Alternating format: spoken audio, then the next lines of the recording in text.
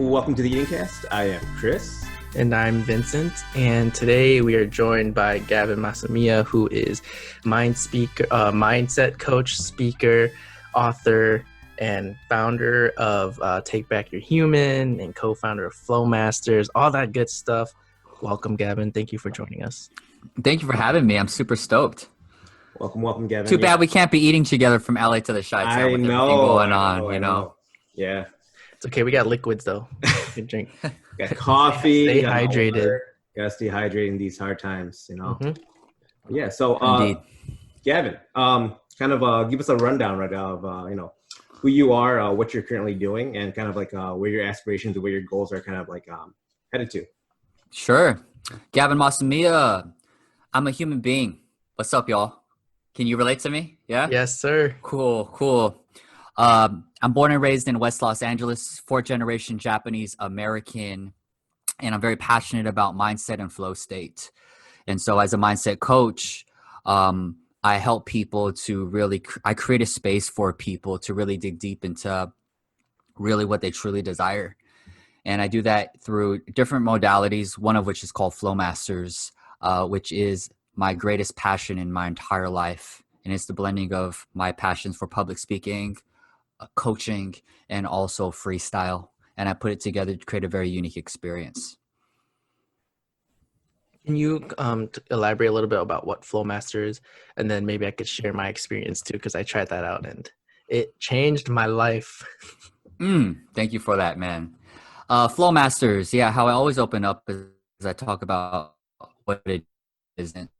You know, it's not, when people think about Flowmasters, they think about freestyle rapping, that it has to rhyme.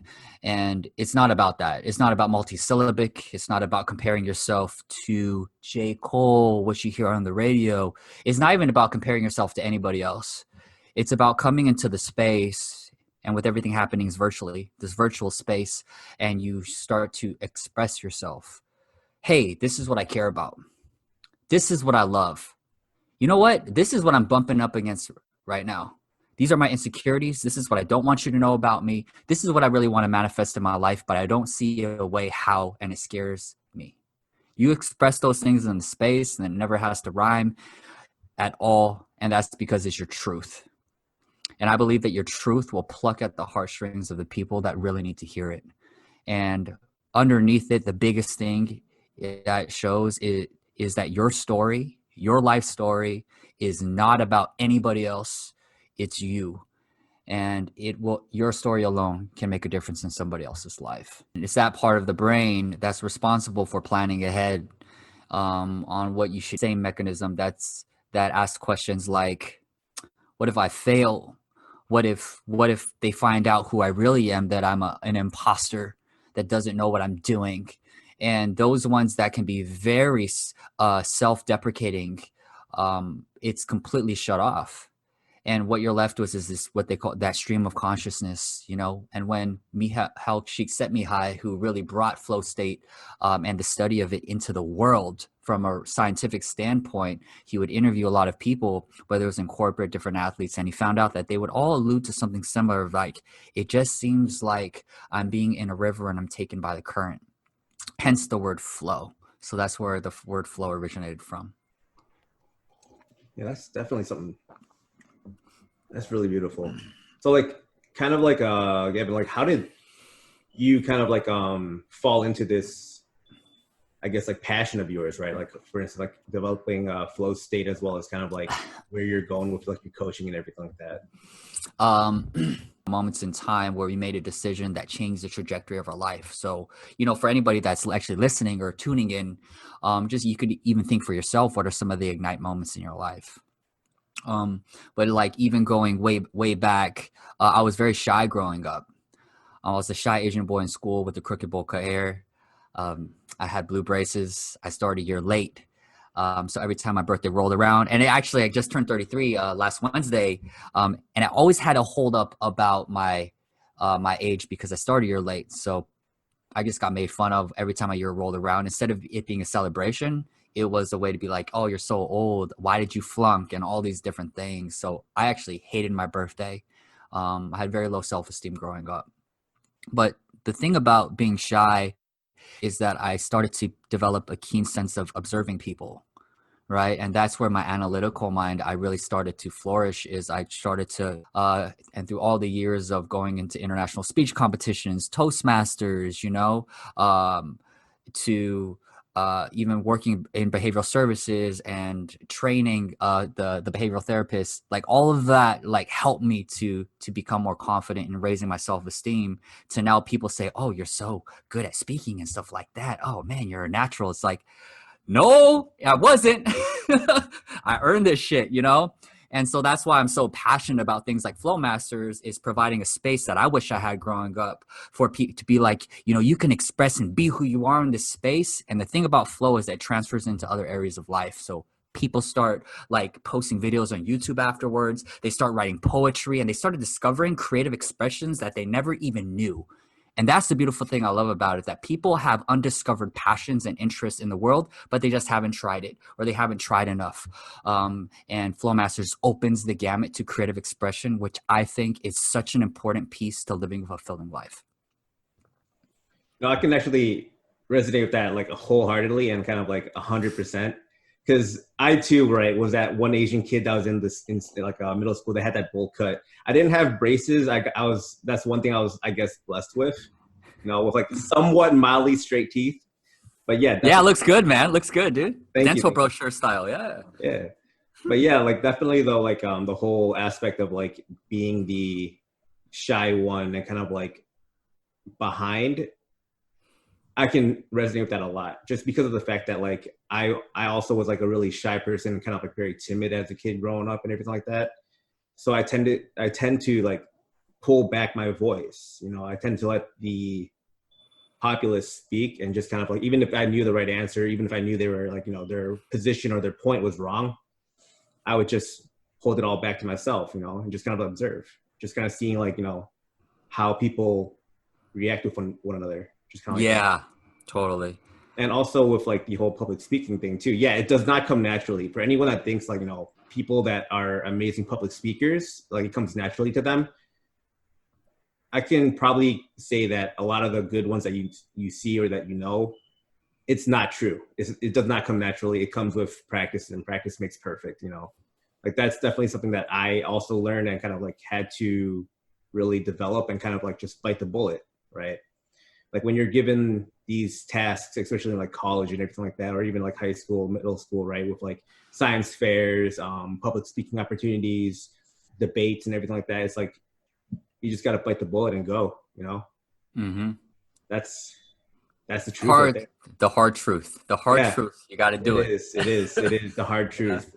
Yeah. If you want to get better at speaking, just speak. No book is going to make you better unless you take the book and you use it and you incorporate the power of 3. You incorporate, gestures and anchors and all these things that I freaking studied, dude. Like, look at this shit, dude. I ain't playing, dude. The world class of public speaking, dude. You know what I mean? Yeah. I got you on that. Yeah. But yeah, definitely. That's really cool. I'm back, guys. Welcome back. Oh shoot. So, I was gonna say to that, Gavin, I listened to your podcast with Sabo, and there was a thing that you said. I think it was quoted. I mean, I might be misquoting this, but it was like, Go ahead. Be weird, be random, right? Yes, and I forgot what the name was. It was originally online. It says C.S. Lewis, but it actually, I think it's by the name of this guy named George MacDonald. And so I didn't create this quote, but it really resonates the first time my cousin shared it with me, who's my roommate over here, and I love him a lot. Be weird, be random, be who you are, because you never know who would love the person you hide. Like how many of us have, like how many of you that are listening out feel like you're not really sharing and conveying who you really are in this world. And I'm sure that there's a lot of people, the little Timmys, the little Rachels that are out there in the world that want to express themselves, that really feel like they haven't quite met their tribe. And I've felt that way for the longest time. And it's only until, I would say, the past 5 years when I really started getting more expressive, and hey, this is who I am. I'm freaking obsessive compulsive. I need to know where everything is. I'm tidy as fuck. Like, I love flow. I love freestyle. I used to be a closet rapper that no one used to know because I'm a shy kid. I was a shy kid growing up, and I let that stop me. And now I would like experiment going on Venice Beach and just rapping at this Asian dude. Like, who is this guy? Who is this? And, you know, putting myself in positions for people to say publicly that I suck. And it's actually, you know, it builds muscle. And it's scary. And really scariness and fear and all these things are just physiological responses that we therefore, you know, in the name of mindset, that we create an interpretation based on this physiological response and we deem it as true, when really we created this shit. Like humans, we created this language thing, you know? And so different languages have different terms, and that starts to shape reality. You know, like, I don't know, are both of you Chinese? Yeah. You probably have different terms and sayings that like, it doesn't directly translate into English. And so therefore that phrase in and of itself, or that word, creates a reality in Chinese that in English we would have to explain it. So it's not as crystallized in American society, just like my term itadakimasu in Japanese. Thank you for everything that it took to make this happen is not the same as gratitude. It's talking about all the different moving pieces that had to take place in order for this moment to happen right now. Gratitude is only a piece of that. So that alone shapes a reality in Japanese that's just not there unless you explain it in English. And so language shapes our realities. And that's what I love about Flowmasters. It allows people to voice, this is where I'm in, where I am, this is what's going on, this is what I'm afraid about. And also, this is what I desire. Right. This is what I love. And when you speak it auditorily, like I'm reading Think and Grow Rich right now, and auto-suggestion and definiteness of purpose is so big in auditorily speaking that, right? Speaking it aloud. This is I don't know if y'all can see, but this is my like purpose statement that I have here that I read in the mornings. And you speak it aloud, there is a resonance that comes with it. Can you read that? Emotionalize it. Can you read that? Well, right here it says, like, you know, I, Gavin Masumiya, am a man of audacity and excellence who is joyfully earning a grand total of at least $30,000 from all business endeavors by August 18th, 2020. In return for this generous compensation, I'm consistently going above and beyond for the exclusive humans that I work with and want to work with. This service to these exclusive humans requires that I'm creating and connecting to my daily CPR throughout the day. I'm continuing to facilitate virtual experiences at least 2 times a week. I'm consistently prioritizing my physical vitality at least 4 times a week. That's a work in progress. That's one of my challenges. I'm conscientiously tracking my finances at least once a week. I'm cultivating fulfilling relationships on a daily basis by responding to higher priority messages within 24 hours to embody reliability. I'm courageously and proactively expressing myself on a regular basis through content documentation and creation, and I'm having a fuck ton of fun in the process. And by being the kind of person who fulfills on the above, I get to live a very rich and meaningful life, and I experience incredible clarity, confidence, and achievement around my finances, business, and relationships. And so it is. Damn. That's awesome. Really deep. That's really deep. I see so much fire in that. Like that is so, it's so pure, deep, and just like powerful. And I feel like everyone could benefit from just writing something like that for themselves, and just every day, just like a little reminder, like who you are, what your purpose is, what do you plan to do, how do you progress, and just and owing it to yourself. You know, the achievements that you've come across. And I struggle with that. Like the small victories, sometimes I don't give it to myself. Right. It's just hard. See, like that's also kind of in my eyes too, is like just kind of goal planning, right? And reassessing your goals, right? Yes. Reevaluating your mini achievements, right? Because at the end of the day, right, the big picture is there. And when you're setting aside time, right, to achieve these smaller victories, right, and you're slowly climbing that ladder or slowly climbing that mountain to achieve that, you know, that sunrise over the hill or sunrise over the mountain, right, or the top of the house from the ladder, right? It's like these things kind of add up, right? It might not seem significant right now, but like just at the end of the day, you know, when you reach it, you know, your big picture, that's how you know, like, wow, these little goals really helped me achieve this. Yes. That's like beautiful. Yeah, and you know the thing about it is that it's not necessarily the sexiest thing to be like, you know, one step at a time, or it's just like shut the fuck up. I've heard that already, right? It's very Like just cliche, yeah. it's very cliche, and the thing it's so easy because it's heard so much that somebody just discounts it, or they have that, you know, that sense of that I already know that shit. Hmm. You don't got to tell me that. And then it's almost like it's a dismissive cop out in a way. And so yeah, how to take actually things and frame it in a way where cliches are, because there's a lot of value in different cliches, right? Yeah.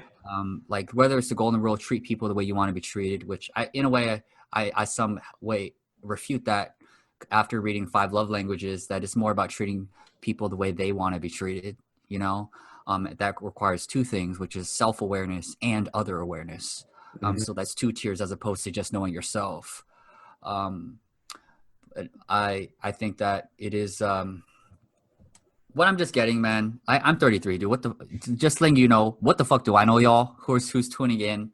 And one thing that I'm just getting is that life is a journey, you know. And I whenever I meet a goal or I don't, when I meet a goal, I feel really good. Um, there's it's not the end all be all. You know, there's something next. There's something about my desire to want to continue to grow and develop myself. And so this dance that I'm learning, I have not mastered this at all. I'm learning is how to aspire for more, for to grow while being grateful for the moment. And it's constantly this dance of I'm grateful for where I'm at. This is what I'm grateful for. Itadakimasu. You know, I'm grateful that my metabolism's great. I'm grateful that all my limbs work, that I can see, that I can taste this tea. I'm grateful that I live with my amazing cousin. And this is what I'm up to. I'm up to turning Flowmasters into having chapters all around the world, even developing countries, transforming the way that Asian American men can really communicate and expanding their self-awareness, their emotional intelligence. And breaking through in corporate America to show that, you know, we're all humans, and if we can come to that element, I think there'll be a lot more happier employees that happen, and therefore a lot more it'll help to fuel the economy inside of Flowmasters. Hmm. And so being grateful for it. This is what I'm grateful for now, and this is what I'm creating, y'all. Hmm. And it's Yeah. a constant journey. You mentioned breaking a barrier for Asian American men specifically, and what do you think that is? What is that barrier? What is it that us Asian American men are going through? Well, I think that there's a culture, there's definitely a collectivistic cultural component to it, right? So me being Japanese American, I have to say also I'm more further removed into American society as a fourth generation Japanese American. I believe that Japanese Americans are the most integrated in American society versus any other Asian American race after World War II. So I didn't know my language growing up, and I know very little now. And I went over there 2 years. I lived there for 2 years to travel, just to teach English, but I really was trying to just travel and explore new things. And I found out, I really just experienced first time the huge difference between Western culture and Japanese culture, for instance. And then there's this appearance to harmonize. When we were doing training to teach, they said, just letting you know, for those of you who are in America, and 2/3 of the people are American people from America, they're like, it's the opposite.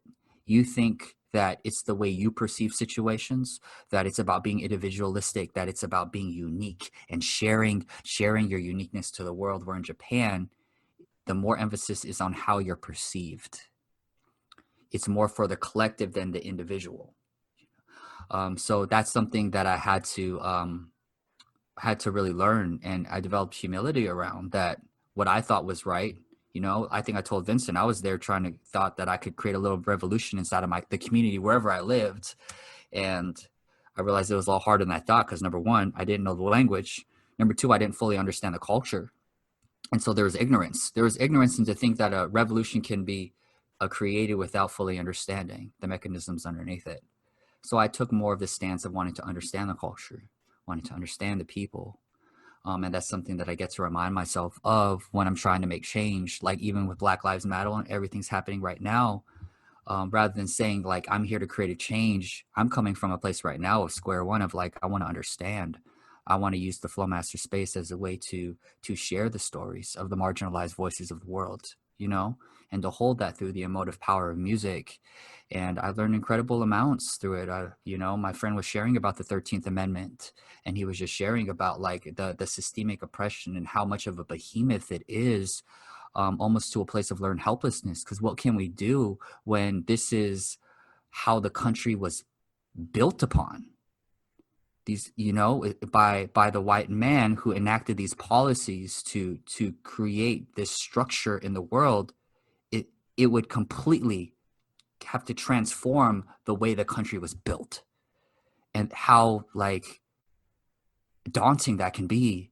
So like how do we change this post-slavery things? We thought that we're actually free, but slavery's still happening, you know. According to him, he's like, if you're ex-convict, which is mostly black, they don't have they're stripped of their right to vote. They're stripped of a constitutional right, you know. So it's just through inside of like just learning to understand. It's just my mind is being so blown around the ignorance that I've had and my privileged minority perspective. And that based on your skin in America, if you have black skin, you are societally at a disadvantage. You are. And is that fair? Fuck no, it's not fair. Do I know how to fix it? I have no idea how to fix it. But where I'm coming from is I want to hold space to learn to understand a little more. Yeah, I respect that a lot. And the space that you hold too is very sacred. And from the sessions that I've participated in, it's so interesting how everyone can just be so vulnerable and just open up. And it's like, it's pure, you know. And everyone, they're so easy to be, not easy, but they're like, they are comfortable being uncomfortable. And I think that's the people that you draw, which is great because then it opens them up. And it just goes without saying, like, your stories and your feelings shouldn't die with you. So it's so important to share them. And, you know, who knows who's listening to this, who's listening to your sessions and your live streams, like whoever's listening, they're learning something, you know. And I remember when I shared my experience about being suicidal and everything, like being called having divine masculinity, I was like, damn, that's powerful. Right. Huh? Yeah. Right. He was sharing that. For those of you who are listening, Vincent was sharing that in a Facebook Live on like my Flowcast that I'm starting out. And then a lady commented saying that was very divine masculine of you, Vincent.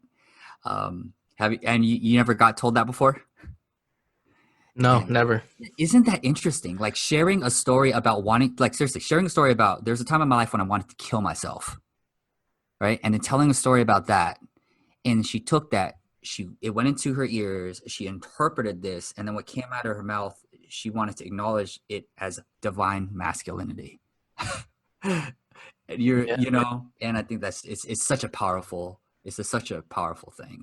And that right there, yeah, it encouraged me to continue to share my stories, because for a long time, you know, the things that I post or the things that I talk about, people would just criticize, and say, why are you doing this? Or, like, are you just trying to get attention? And or when I'm trying to like put out fun, goofy, positive energy, people would just be like, oh, you're acting so stupid, you're acting so gay, like, what are you doing?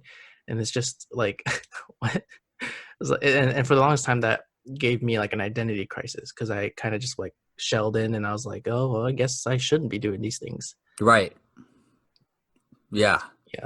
It's dark. It gets dark really fast, especially that does get really dark. Yeah. But I also feel like that kind of coincides with a lot of like just at least like, you know, in my household, at least, I'm not sure if it's the same for you guys as well, but like just kind of like the whole thought of like, you know, when you're raised as a young kid, you're like, you're a man, right? And you gotta be a man. You gotta, like, you know, hold, you know, your pride high, up and high, right? And everything like that. And it's like, when you hold yourself that high, and like, you know, when you're told that you can't have emotions, you can't have feelings, right?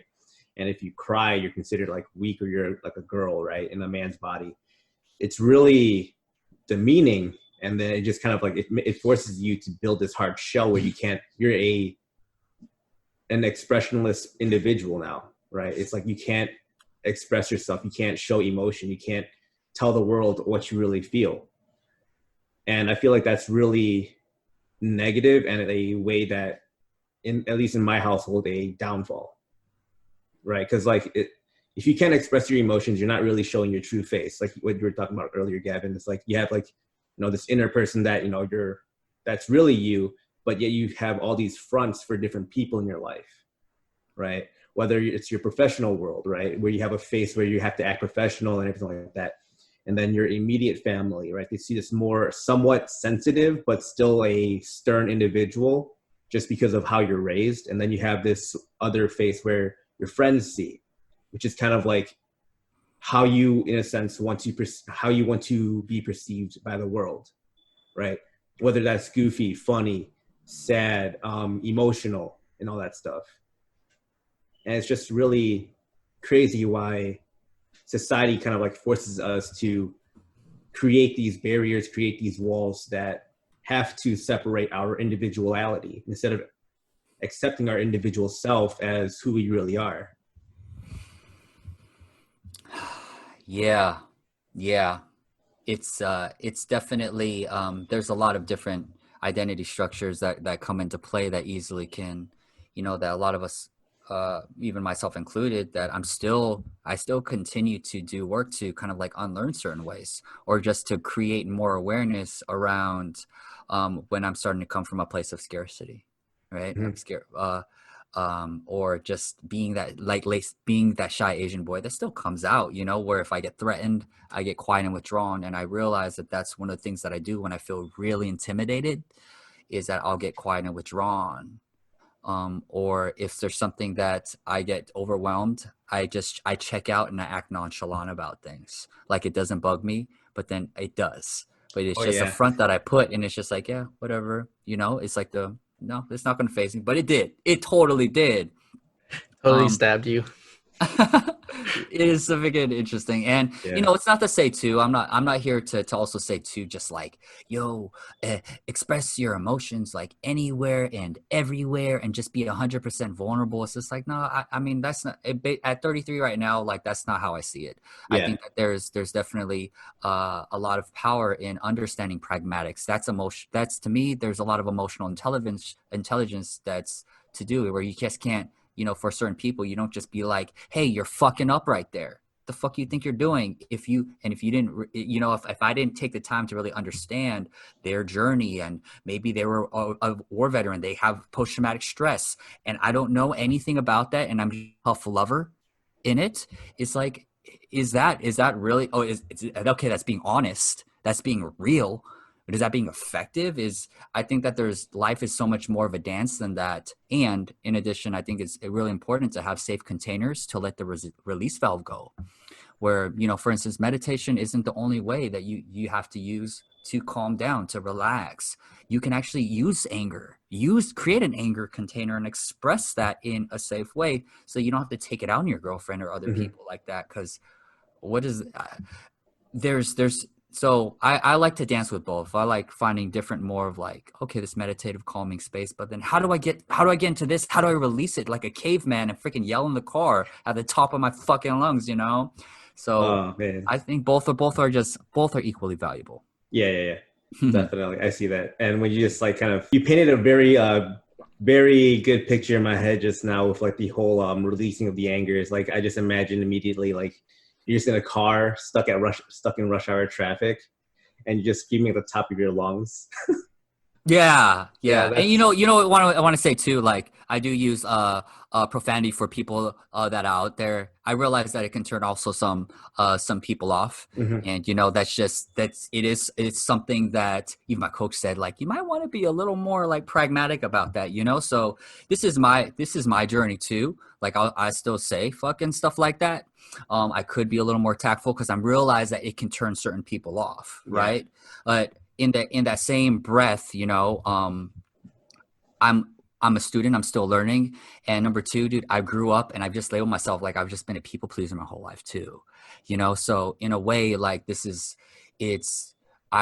I would try different things. Like, I had a mohawk for 2.5 years. I tried different things just to learn to be more resilient in people formulating a judgment about me and me having to reconcile with that, And so I think that's been another part of my journey, is learning to be okay with people not supporting what I'm up to.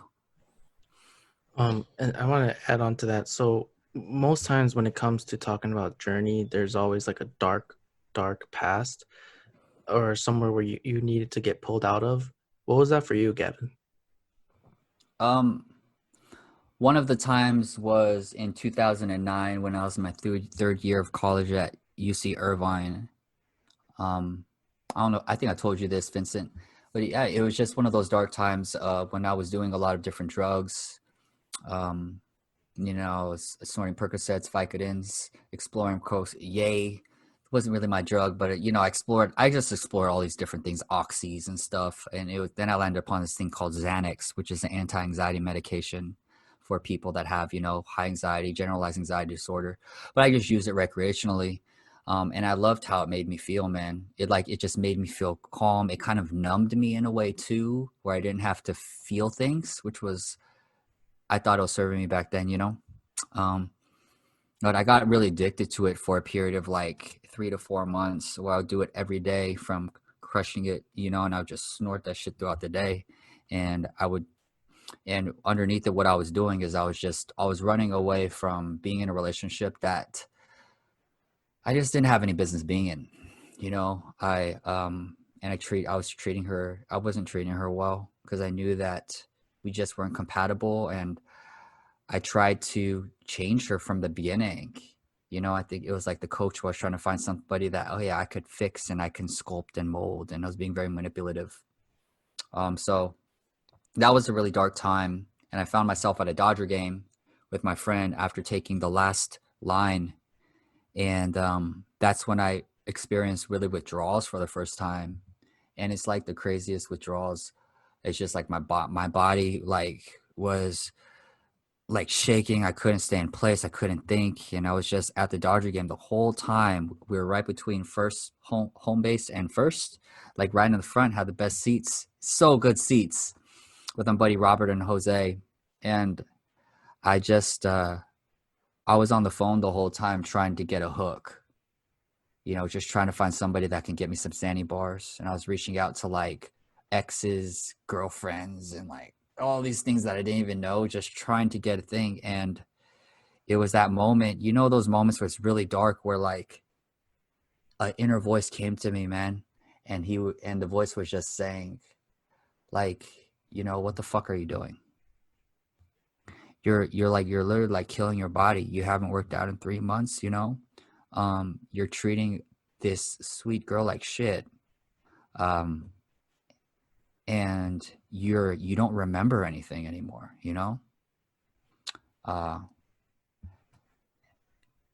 this gotta stop. And so I remember a couple of days later, it was the year before our 1-year anniversary. I made a promise that day actually that I'm going to do no more Xanax.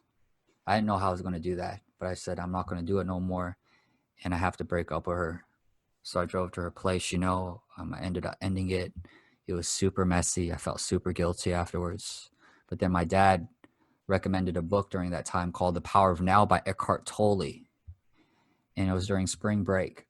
And he recommended that book to me before, but given the chain of events, how like you're in a space sometimes where you're more receptive than other times. I just was in a space with withdrawals and everything. I'm like, I got to try something different or else I'm going to go back into this rabbit hole. So I started reading the book, and the book, the whole notion around is that now is what we have, and it was a completely new concept to me in 2009. And, if you think too much in the future and you ruminate over that, you have anxiety. If you ruminate so much over the past, there can be guilt. And present moment from that is when both are not present there. And that's when I first started meditating. And so that book, going from Xanax to that Dodger game to breaking up with my ex to reading The Power of Now, got me to meditating. And meditating, though it was an on and off journey, it changed my life. That literally kept me off Xanax. And that was the last time that I ever took it. And I vouched to never do it again, But that was a very dark moment in my life that actually got me on a spiritual and personal development journey.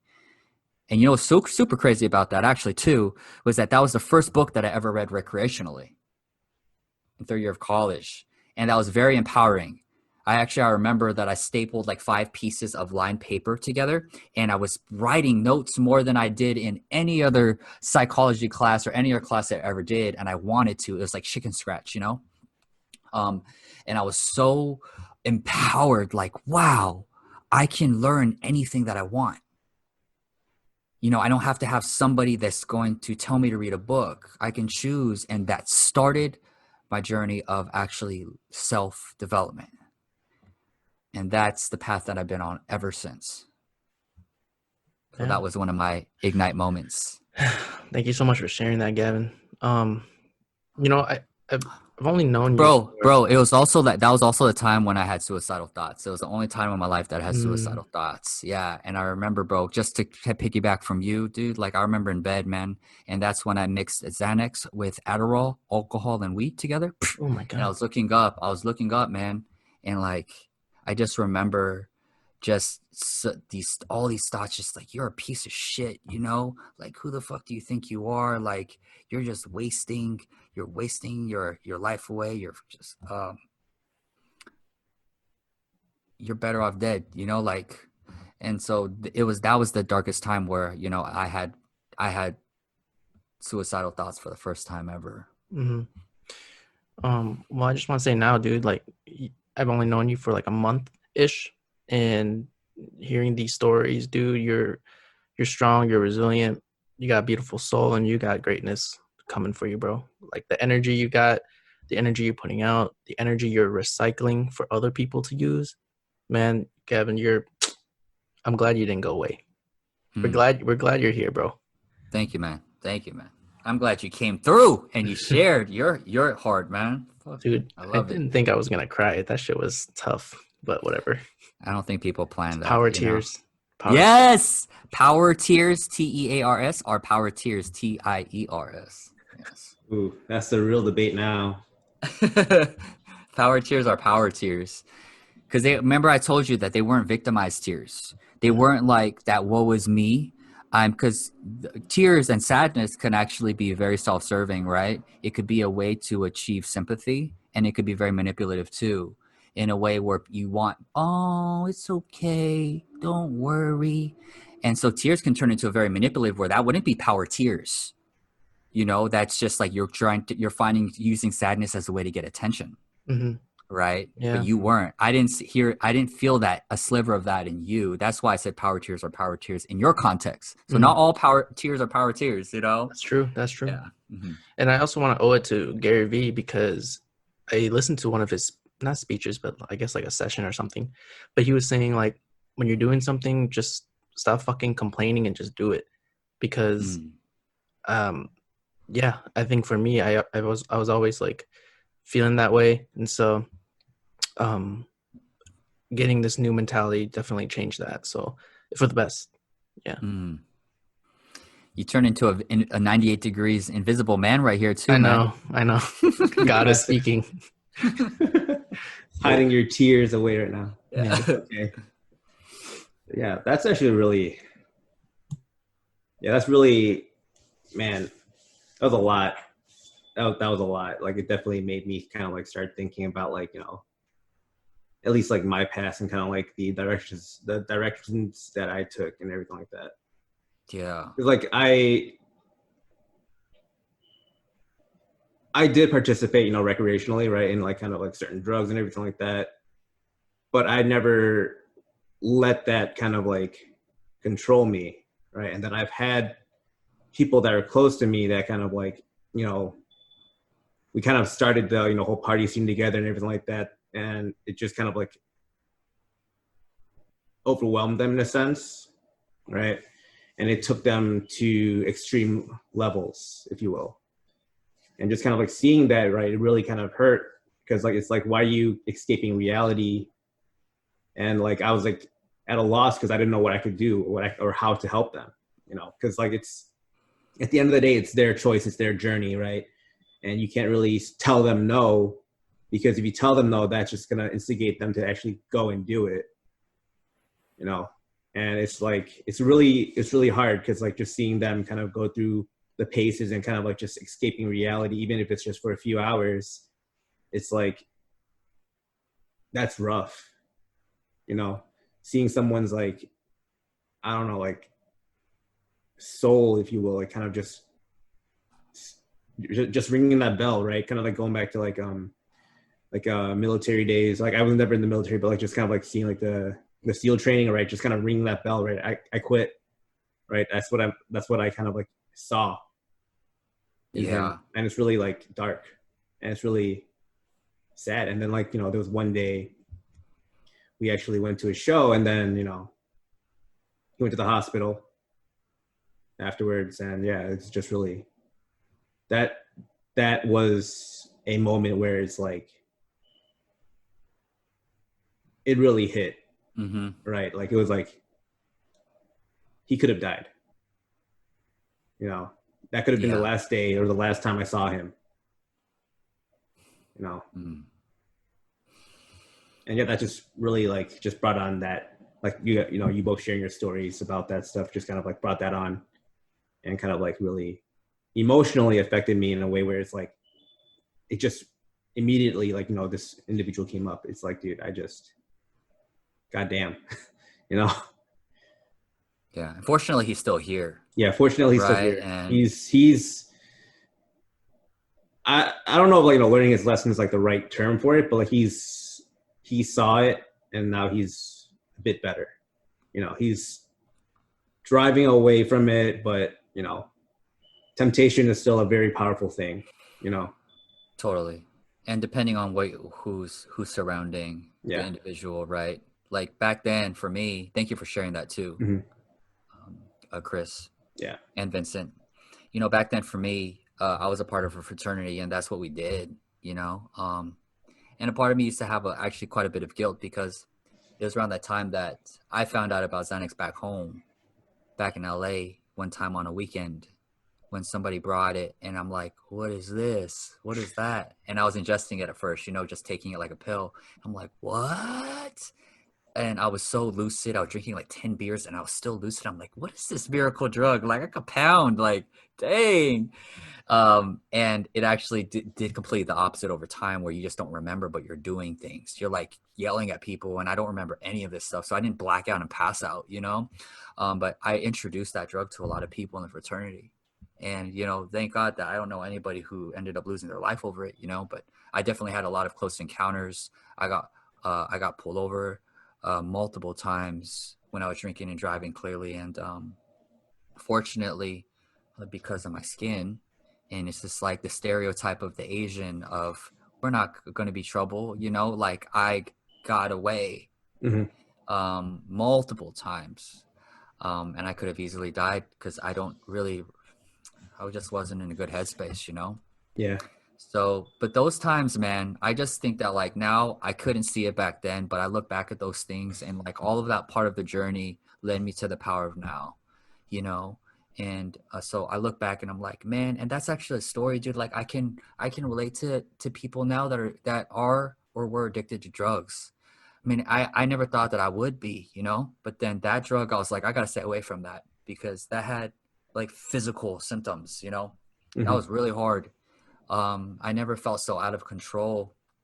And the stories that people would tell about like what I did and how I like would yell at people, it just seems so apathetic, you know, like I did not care about people's feelings, and I can't remember that. And I'm like, God dang, you know, so I look back and I'm like, I'm never going to allow myself to get there again. So there's a pain that becomes a motivating force to never want to do that again. And also a sense of empathy for the people that are going through like their own drug things. And these aren't people that I don't serve people that actually have substance abuse in this. I'm not credible, or that's just not who I serve. And I can empathize. It really neurochemically, like it does something, man. And it's such an easy way to escape reality, because it's changing your brain chemistry. So it's easy to go to when we don't have the resources or the people around us that are really checking and be like, how you doing, man? All of my friendships back then were super shallow. You know, it was just about, let's just drink, let's just have a good time. We didn't talk about like, dude, how you doing, man? We about to graduate in a year. Like how you really feeling, bro? We didn't have those. It's just like, yo, what's the other shot? And so I felt very lonely. I was surrounded by people all the time, but I was really lonely. Yeah, that and you know, those kinds of things people don't normally think they would be addicted to, but once they get that feeling, that escape of reality, they're just like, holy shit, maybe I could use this to numb um whatever things I'm trying to hide and push down, and don't have to worry about it. And then eventually, you know, that will build up and blow up. And as most of our stories that we share today, like, right, it blew up, and we kind of just learn from it and be like, fuck, we don't ever want to do that again. So, but we grow from it, and I think it's great that we're acknowledging the past the way we are, because I know a lot of people that are still running away from it. Mm-hmm. Yeah, we're all on our own timeline, you know, and Yeah, so true. that's a piece too. It's just sometimes for me, that was like my bottom. You know, I didn't attempt suicide or anything, you know, so like for some that could be their bottom, but for me, that was my bottom. That Dodger game was the bottom for me. Mm-hmm. And sometimes that's how it ends up, is that people get to the bottom and they're like, no more. And some people aren't fortunate enough to where the bottom took them out. Yeah. Okay, let's lighten this up. We're gonna wrap up. Gavin, what last bit of advice would you like to leave our listeners, our viewers, anything?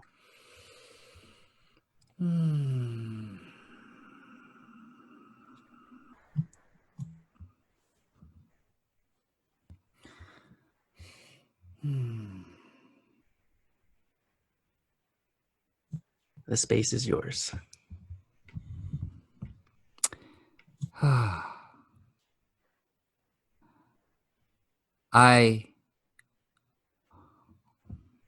One of the things is like looking, you know, I would really have a lot of resentment and disdain for that person in the mirror. You know, I never, long time, I just did not think much of him. And so for everyone that's listening out there, you know, I just like for everyone to, you know, spend some time to, actually, you know what? It's only the context. You know, we can be really hard on that person in the mirror. And with that being said, there's also something that's really unique about that person over there, because that person is really unlike anybody. It's unlike your mom. It's unlike the people that you revere closest to you that are outside of yourself, like if you're married or your children. This person is very different, because the person in the mirror is the only individual in the whole world who has been with you through everything. You know, through everything. All the times doing drugs, all the times you got in a relationship, and if you got cheated on, you know, or the great times, the first time you ever had made love, deaths in the family, you know, the death of my dear friend Hank. Like, that man in the mirror's just been there through everything. So, I mean, that's really sacred. And so I just think that through this time, it's just from that context, when I can remember that, and if you can remember that, like for me, it helps me to be more compassionate and loving to that person. And so just know that you know, that person there has been with you through everything, 24/7, 365, and will continue to until the moment that you're physically gone. So, you know, that person is worthy of acknowledging a little more. So a practical thing is, I would just say, for, you know, at some point after watching this, is to actually just take time to look in the mirror. And in the beginning, you might notice yourself like looking at wrinkles on your forehead or starting to nitpick, because we have a negativity bias as humans. It served us very greatly as a survival mechanism. So just know that that's a part. So if you notice any things where you're like judging yourself, that's okay. Allow it to be. When you dig a little deeper, just kind of like look at that person and just get present, you know, to that person. And sometimes I just look at a person, I'm like, dude, thank you for being with me. You know, thank you for being with through all the shit that I've done. You know, I appreciate you, and you're a pretty cool guy. And then I'll carry on my day. Mm. Mm-hmm. That's very deep. Mm-hmm. That is very deep. And I really like that a lot because, in a sense, you are your own main character. Like, kind of relating it to games right now. But yeah, you are your own main character, you know? Yes. Yes, you are. All right. Awesome. Well, thank you, Gavin. Yep. So Thank you. Thank you. So with that said, Vince, you want to close this out? Sure. Before that, actually, Gavin, do you have any? Where can people find you? Yeah, so you can find me on Instagram at Gavin Masumiya. You can look me on website gavinmasumiya.com, and same name on Facebook. And then you can also find learn more about Flowmasters. If you just write Flowmasters, there's a Flowmasters group on Facebook that you can join to see more about what it's about. And I can vouch for that. Yeah. Awesome. All right. And then for our listeners and viewers, you can find us on all platforms, TheEatingCast, YouTube, Instagram, Facebook, Spotify, Apple Podcasts, all the good stuff. Just hit us up. If you have any guest recommendations, send them over. If you have questions for the guests, so I typically post them on Instagram. When you see the guests are lined up, feel free to ask them the questions. And then when we have our podcast sessions, we'll ask our guests. But yeah, thank you again. Awesome. And with that said, for our viewers and our listeners, we just want to say thank you for tuning in, and we'll catch you in the next one. Take care and bye-bye. Bye.